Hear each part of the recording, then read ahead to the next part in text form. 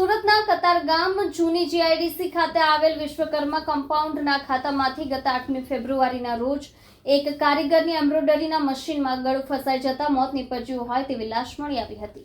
સુરતના કતારગામ જૂની જીઆઈડીસી ખાતે આવેલ વિશ્વકર્મા કમ્પાઉન્ડના ખાતામાંથી ગત 8મી ફેબ્રુઆરીના રોજ એક કારીગરની એમ્બ્રોઇડરીના મશીનમાં ગળું ફસાઈ જતા મોત નીપજ્યું હોય તેવી લાશ મળી આવી હતી।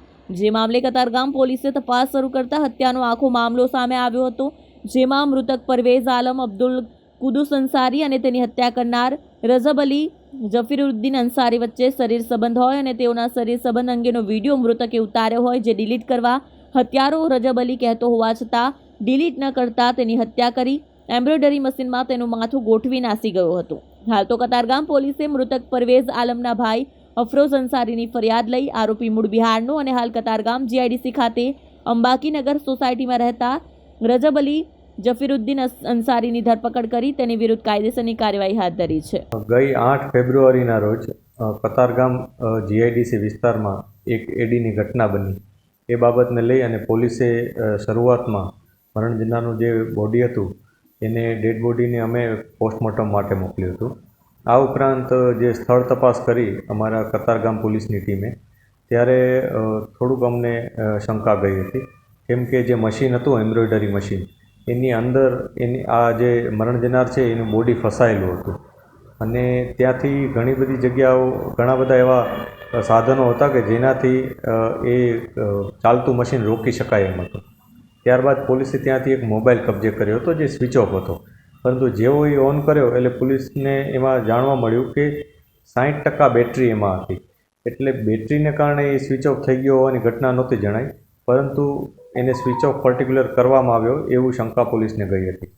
ત્યારબાદ એની સાથેનો એક વ્યક્તિ, જે મરણ જનાર વ્યક્તિ હતો એની સાથેનો એક વ્યક્તિ રજબ અલી, જે વારંવાર એના મોબાઈલની માંગણી પોલીસ પાસે કરતો હતો, એટલે પોલીસને એની પોતાની જે વર્તણૂક હતી, બોડી લેંગ્વેજ, એના ઉપર પણ શંકા ગઈ હતી।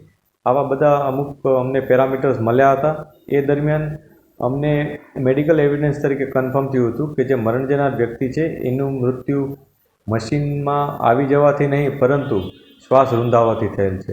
આ સમગ્ર ઘટનાને લઈ અને પોલીસે પોતાના ટેકનિકલ રિસોર્સિસ અને હ્યુમન રિસોર્સિસ એક્ટિવેટ કરી અને શંકાસ્પદ વ્યક્તિ જે રજબ અલી હતો એની ભાળ મેળવવાની શરૂઆત કરી હતી અને છેવટે એને અમે પકડી પાડ્યો હતો। આ રજબ અલીને વધુ ઊંડાણમાં પૂછપરછ કરી ત્યારે તેણે જણાવ્યું હતું કે તેનું આ મરણ જનાર વ્યક્તિ સાથે, જે પરવેઝ આલમ કરીને છે, એ મરણ જનાર વ્યક્તિ સાથે સમલૈંગિક સંબંધો હતા અને આ મરણ જનાર પાસે એ લોકોના એ પ્રકારના વિડીયોઝ પણ હતા। તેથી વારંવાર આ જે આરોપી છે રજબ અલી, એ વારંવાર એનો વિડીયોની ડિલીટ કરવાનું કહેતો હતો, પરંતુ ડિલીટ નહોતો કરતો। જે બાબતને લઈ અને બંને વચ્ચે વિવાદ હતો અને છેવટે એણે આ મોબાઈલમાંથી જે પોતાનો વિડીયોઝ હતા એ ડિલીટ કરાવવા માટે આની હત્યા કરી નાખી હતી અને હત્યા કરી અને પછી એને એડીમાં ખપાવવા માટે એણે એને બોડીને એમ્બ્રોઇડરી મશીનની અંદર આવી ગયો હોય એ પ્રકારનો એક સીન ક્રિએટ કર્યો હતો અને પોતે ત્યાંથી જતો રહ્યો હતો। પોલીસે છેવટે એને પકડી પાડેલ છે।